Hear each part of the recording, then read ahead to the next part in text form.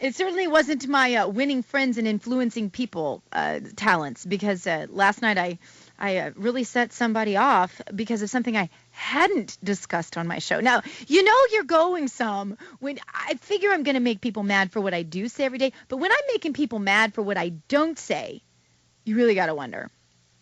And you know, gosh, I try my best, you know, to get the right topics and to talk about the things that I think matter to our audience. And sometimes a certain issue will fly beneath the radar for me. Maybe it's not surely political. I tend to be pretty focused on the very political right now. And so last night I get this, you know, it's ridiculously late. And why am I such a freak that I'm on social media at ridiculous hours in the wee hours? But anyway, I was. And somebody posts on my Facebook page, "You're a racist.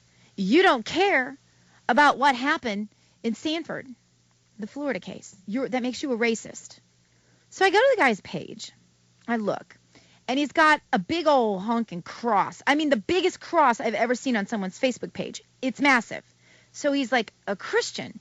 And then he's got this post up that says, "Judge not, lest ye be judged," or something about the judgment. And I'm thinking, kind of scratching my head, going, "Wait, judge not, wait, you just called me a racist, you don't even know me?" Maybe that was more labeling than judging. Maybe?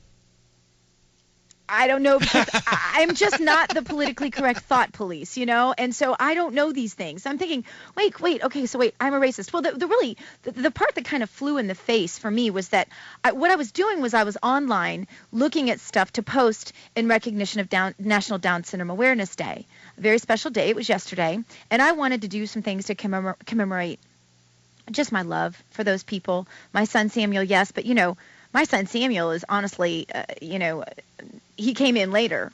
My love for people with Down syndrome started way before Samuel, and there's so many I'd love to pay tribute to. So many parents inspired me. So many people with Down syndrome inspired me from the time I was really young, and I was trying to think of a way to do a kind of a cool tribute for them.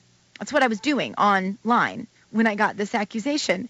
And I'm thinking about the absurdity of this person who has never met me, does not know me, calls himself a Christian, has his top post on his Facebook page be something about not judging others and having grace for people, accusing me of being a racist. He says, I said, "Really, I'm a racist." I said, "If there's something you'd like me to cover on my show," I wrote link ?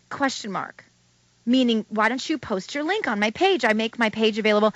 Actually, I don't like people to post political things on my personal Facebook page, where I like to put pictures of my babies and my gardening and, you know, just things I like to that are personal. I like people to do that on my Dr. Gina page. The political belongs there, or on the YDE page or Truth Talk or whatever.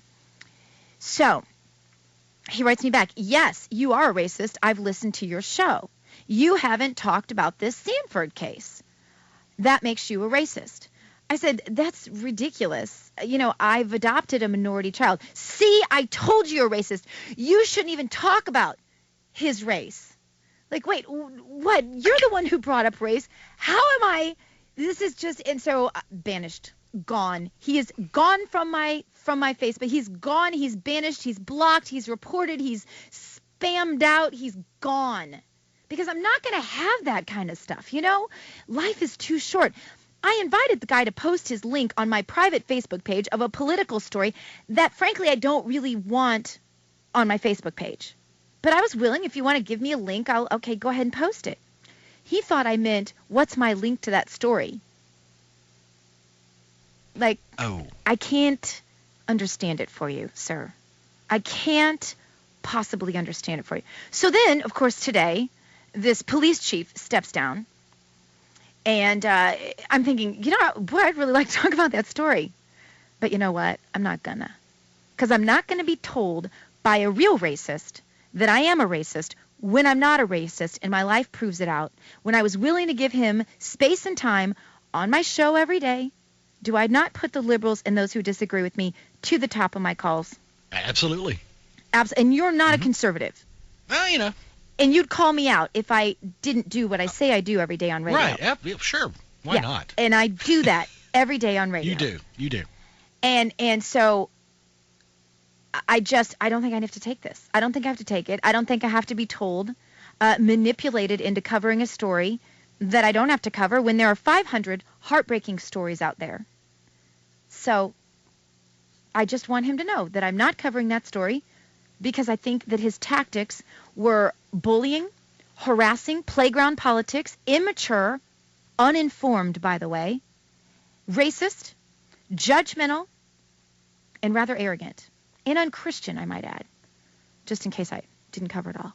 So I think it's great if people want to talk about that story, and I would talk about that story today. I would have talked about that story today because there was some news on it. And generally, I don't talk about stories that there's no news on. To say there's this story out there and it's a big old controversy, how much are you going to really say about that? Well, today there's news.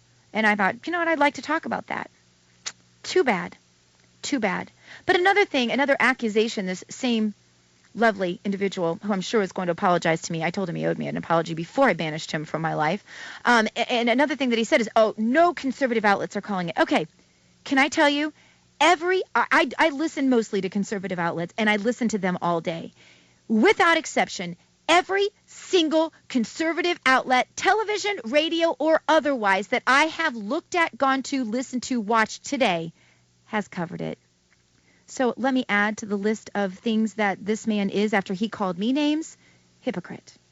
And I'm waiting for his apology call. Toll free 866-551-9933, because I'm sure that once he saw that every single conservative news outlet covered that story today, he wants to apologize to them. And I, being the kind, gentle, okay, that's a lie, being the person who wants to be fair, would give him time. If he can get through on my show, I would put him to the top if he wanted to call and apologize to the conservative outlets who he accused of not covering because they're all racist. Listen, we're tired of the racist mantra. We're completely bored of it. Furthermore, the masses aren't falling for it anymore. Furthermore, you're contributing to the playground politics that greats out there understand, like C.L. Bryant, like Alfonso, Rachel, like others who understand you're being played by the liberals. You're being owned by plantation politics. If that doesn't bother you, I can't save you from it. But I'll pray for you. I'll do that. It's Theo Thursday on the Dr. Gina Show. We are talking about heroes. Where have they gone?